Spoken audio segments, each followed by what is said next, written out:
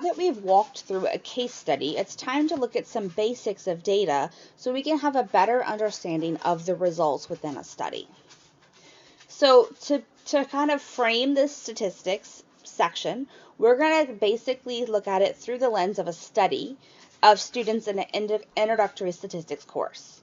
So we give them a survey, which is very common for statistics, and I have the corresponding variables for questions that were asked in the survey. So what is your gender would mean that my variable is gender.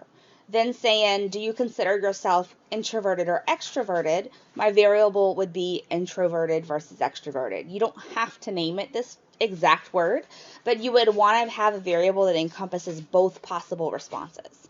How many hours do you sleep at night on average? We can call that sleep, and so on through the different questions. Because when we enter this into statistical software to make a judgment or to make a calculation or to examine it even, we have to call it something. It's kind of like in Excel when you have a column, you're going to title the column so you know what the number values mean there. So when I'm creating these variable names, I'm trying to create names that have meaning for me so that I can recognize what they come from. So we're going to just kind of go with this same variables that I suggested because they make sense to me, but you might have slightly different ones. And we would take the variables, like I said, and that would be the first row so that the answers fall into columns. Now notice I have students 1 to 86. You never want to have identifying information in a data set for students. You always want to assign them some sort of number or non-identifying way of telling who answered what. Then for gender, we have all of their recorded responses, all 86 people. For the introverted versus extroverted, we have all 86 responses listed in that column. And then we have dread listed in this column. So what we would call the inside of this table, this portion, would be the observations. So those observations aren't necessarily things that I saw with my eyes, per se. They are responses to the survey that I read with my eyes. So in that way, it is kind of an observation, but it's not traditionally what we would call an observation by watching someone's behavior. There are lots of different types of variables. The easiest two to understand would be the numerical and the categorical. Numerical would be numbers, so 1, 2, 3, 4. Categorical are things like gender, male or female. They're small, medium, large. It's categories, not numbers.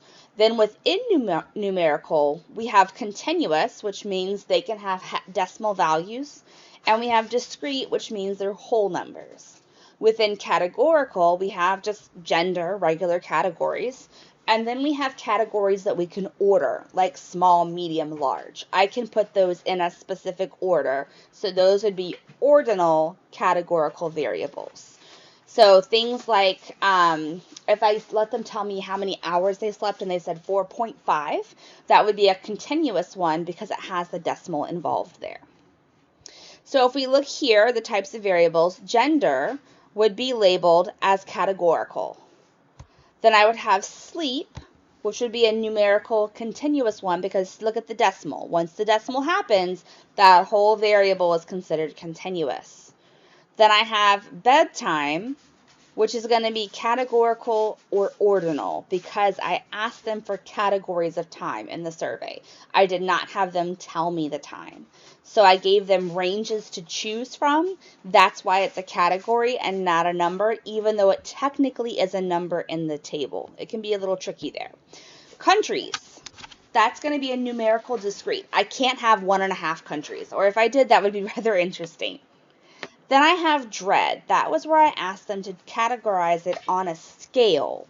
So that would be categorical because the dread of 3 doesn't really equate to 3 of something. It's more of a category. It's a Likert scale.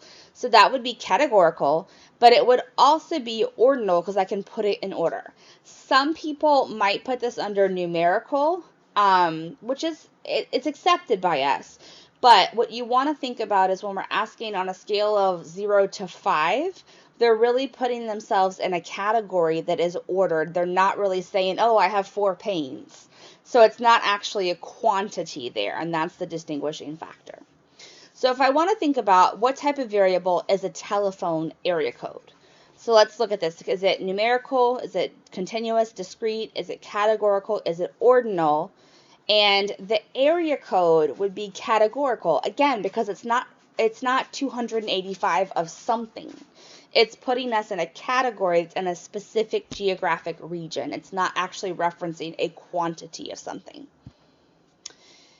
If I look here and I start thinking about relationships with variables, I can start looking at images and visuals and trying to determine if there might be a relationship. If there is a relationship, I should see that as one number changes, the other number predictably changes. So if I'm looking at this graph, can I spot anything that's happening that's unusual in this graph? And the answer is yes. One student has a GPA that is greater than 4.0. That is likely an error in reporting my data. I also noticed that these things are kind of lined up, right? So these lines have some nice vertical lines happening here. And that's also interesting, whereas there's dots elsewhere. So if I want to consider explanatory variables versus response variables, if I want to talk about an explanatory variable, that's one thing that might affect the response. Think about it as a factor.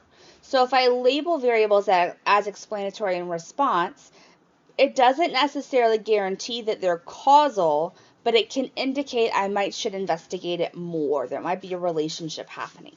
So we use these labels to keep track of which variable we suspect affects the other. So just like in the plot we have here, we would suspect that hours of study would influence GPA. So that would be the explanatory, and GPA would be the response. There are two primary ways that we collect data, and that would be observational studies, where data is done in a way that we don't really change anything that's happening. We're on the outside watching. So this could be providing evidence of something that naturally happens between two variables, but they cannot by themselves show a causal connection because we just observed it. So we can say we suspect there's something here, but we can't say A causes B because we didn't interfere, we didn't have a control group, we didn't have an experimental group, we didn't go through any of that. So observational studies are really kind of a first step and saying, maybe I want to study this. You would probably do an observational study first, quick, easy, look at it. Then you would try and launch into a larger scale study.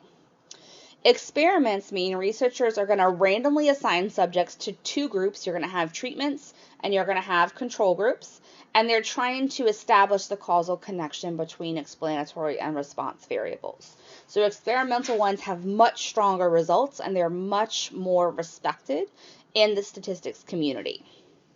In general, if two variables are associated or have a relationship, it doesn't imply that one causes the other.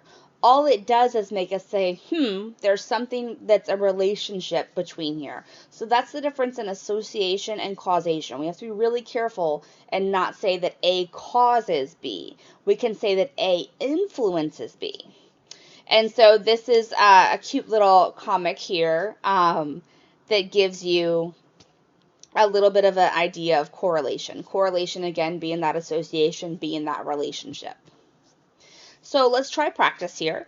Based on the scatter plot that we're looking at here on the right, which of the following statements is correct about the head and skull length of possums? So it's possible that we would think the head length would be related to the skull width. So we would think one might influence the other.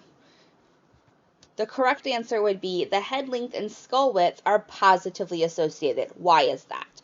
So if you notice, the dots cluster together in this linear pattern. If I was to kind of draw a line straight through the middle, it would describe most of this graph. Because it's going up from left to right, that is a positive correlation, which means as the skull width increases, the head length also increases. That's what a positive association means. A negative association would be a line that's going down from left to right, and it would mean that as skull width decreases, head length increases. So negatively associated things have that opposite relationship where one increases and the other one decreases.